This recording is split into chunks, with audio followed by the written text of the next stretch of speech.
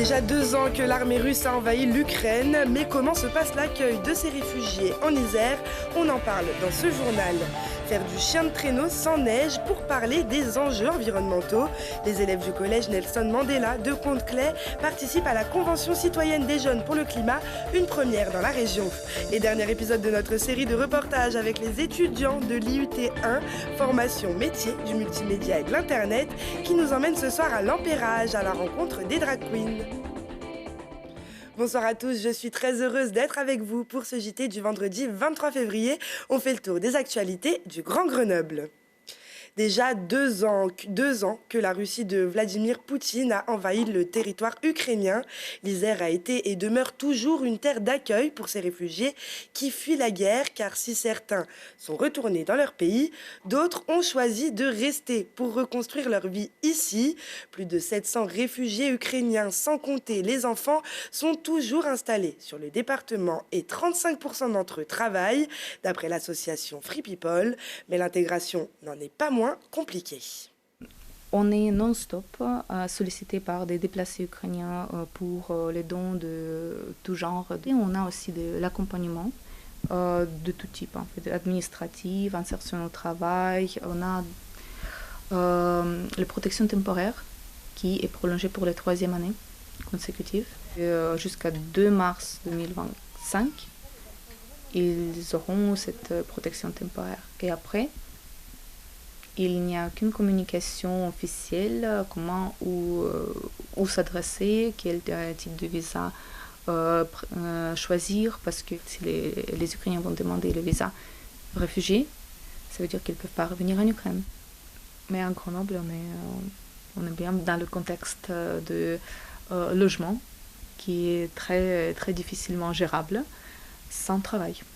Et le travail qui est très difficilement gérable sans langue. Et c'était un peu plus difficile, je crois, ici, concrètement à Grenoble, parce que les gens ont été très souvent projetés vers les montagnes, sans ayant vraiment le moyen de se transporter en fait, vers le centre d'apprentissage de langue. J'appelle en fait les gens de ne pas laisser cette information à part et nous rejoindre même pour 5-10 minutes à la manifestation qu'on fait chaque samedi. Pour ce triste anniversaire, différentes mobilisations sont organisées à Grenoble pour réclamer la paix. Le départ du collectif Ensemble le 24 février est annoncé à 15h du fort de la Bastille pour descendre jusqu'au palais du Parlement. Et la bonne nouvelle du jour, c'est le record de Thibaut Collet. Le perchiste isérois a franchi la barre des 5,92 m, ce qui lui permet de battre son propre record et d'entrer dans le top 5 des meilleurs perchistes français lors du All-Star Perche de Clermont-Ferrand. Le sportif de 24 ans a réussi parfaitement ses sauts à 5,52 m, 5,72 m et 5,82 m pour ensuite briller à 5,92 m lors de sa 2e tentative. Un exploit, voici sa réaction. Je rêve de sauter 6 mètres cet hiver. Maintenant, j'ai 2 étapes très importantes que j'ai réalisées. C'est gagner le championnat de France, me qualifier au championnat du monde et une 3e, c'était de battre mon record. Je pense que là, pour l'instant, toutes les cases sont cochées. Maintenant, je sais que je peux faire mieux. Je sais que je peux aller plus haut. Donc, je vais pas m'en priver si j'ai l'occasion. Et puis tout va bien, quoi. Et peut-être que Thibaut Collet ira encore plus haut lors du meeting de Rouen ce samedi ou lors des championnats du monde de Glasgow le dimanche 3 mars. Eux ont sauté le pas de l'engagement citoyen. C'est une première dans la région Auvergne-Rhône-Alpes. À Pont-de-Claix, des élèves de 11 à 14 ans se réunissent tout au long de cette année scolaire autour d'une convention citoyenne des jeunes pour le climat. Le projet propose aux collégiens de Nelson Mandela de réfléchir aux moyens de réduire les émissions de gaz à effet de serre. Et ils étaient justement à l'Alpe du Grand Serre pour un temps de découverte d'une activité de chien de traîneau sans neige, mais avec Mirko Pesci. Caresses, câlins et tendresse dans la commune de La Morte. Entre le Taillefer et le Grand Serre, 16 enfants du collège Nelson Mandela de Pont-de-Claix ont découvert la montagne en chien de traîneau. Derrière cette activité se cache un engagement citoyen. Pendant une année scolaire, ces collégiens vont se réunir et trouver des solutions pour faire face au changement climatique. L'idée, c'est de faire réfléchir les jeunes sur quelles actions, quelles propositions ils pourraient faire aux élus de la commune pour rendre notre commune plus écologique. Voilà, et je crois que ce qui se dessine, mais à voir, c'est eux qui ont les cartes en main, c'est qu'ils deviennent un peu messagers autour de sensibilisation pour d'autres publics sur ces questions-là. Au programme, des rencontres, des échanges et 2 séjours en montagne pour découvrir des activités en lien avec la préservation de la nature. On a voulu lancer à la suite de la Convention citoyenne métropolitaine une convention citoyenne jeunesse sur notre commune. On est content de pouvoir initier une démarche qui a peu sur le territoire finalement national. Et l'idée au travers de ce projet, c'est aussi de les amener sur des sujets qui nous concernent au quotidien. On le voit avec le bouleversement climatique, avec les factures énergétiques, etc. Donc il y a un vrai sujet à ce que tout le monde s'empare de cette cause-là.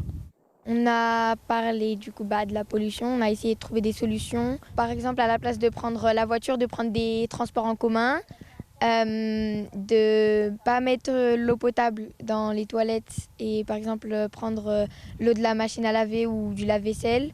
L'activité du jour est au cœur de la problématique. Comment adapter une activité touchée par le changement climatique? Guillaume Ballion, musher, a trouvé la solution avec le canicart. C'est pas non, il n'y a plus de neige, on est obligé d'annuler. C'est justement, on peut quand même venir voir les chiens, faire une activité. Et ça, c'est vraiment le top pour nous. Nous, l'hiver, c'est le moment clé. Un musher qui a pas trop de neige, il y a 10 ans, on était en disant oui, il n'y a pas de neige, comment on va payer les croquettes des chiens? Là, non, on arrive quand même à trouver des intermédiaires. Donc on sait que maintenant, on aura une saison un peu plus mitigée, mais ça va marcher. En juin, les collégiens iront proposer leurs idées au conseil municipal de Pont-de-Claix. Leur prochain séjour se déroulera à Paris pour visiter l'Assemblée nationale, l'Académie du climat et l'exposition Urgence climatique de la Cité des sciences et de l'industrie. Et le domaine d'Autran-Méaudre, victime lui aussi du manque de neige et de la pluie, a dû fermer ce jeudi. Dans notre série avec les étudiants de l'EUT 1 formation métier du multimédia et de l'internet, direction ce soir l'Empérage pour rencontrer des drag queens avec Estelle Brouillard, Naj Wagner, Laurine Kovas et Thomas Colomb.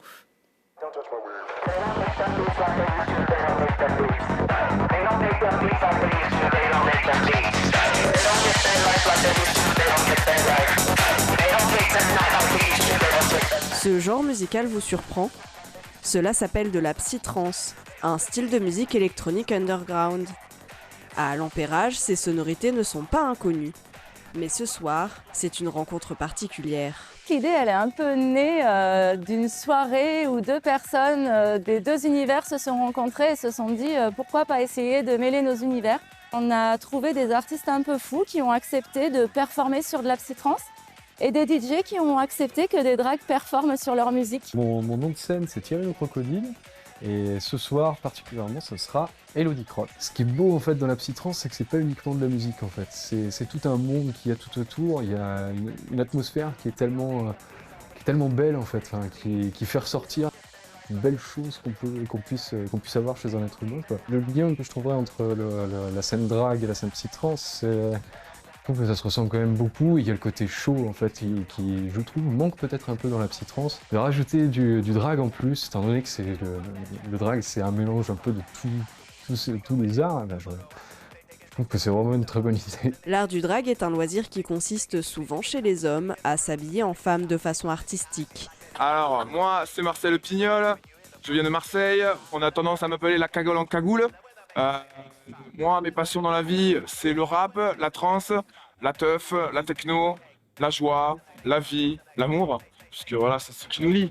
Alors moi ça va faire un peu plus d'1 an que je fais du drag maintenant, ça fait depuis hyper longtemps que je voulais en faire. J'ai commencé à avoir ce projet en tête il y a 5 ans. Avec Marcel Pignol du coup, lui il a toujours aimé ce milieu-là, il a toujours perduré, ça fait très longtemps qu'il a son personnage en fait, qu'il existe. Et on a toujours parlé un petit peu tous les deux de ça et que moi ça m'intéressait énormément. J'aime beaucoup en fait, j'aime beaucoup faire beaucoup d'art en fait. J'ai réussi à faire beaucoup de choses dans ma vie, beaucoup de trucs, beaucoup d'art différents. Et le drag queen, ça m'a toujours impressionné cette transformation en fait qu'ils arrivent à faire. Moi j'ai essayé de faire du drag. En fait quand j'étais au lycée, J'ai été passionné par les pièces de théâtre de copie, qui mettent beaucoup en scène des personnages justement féminins, transféminins.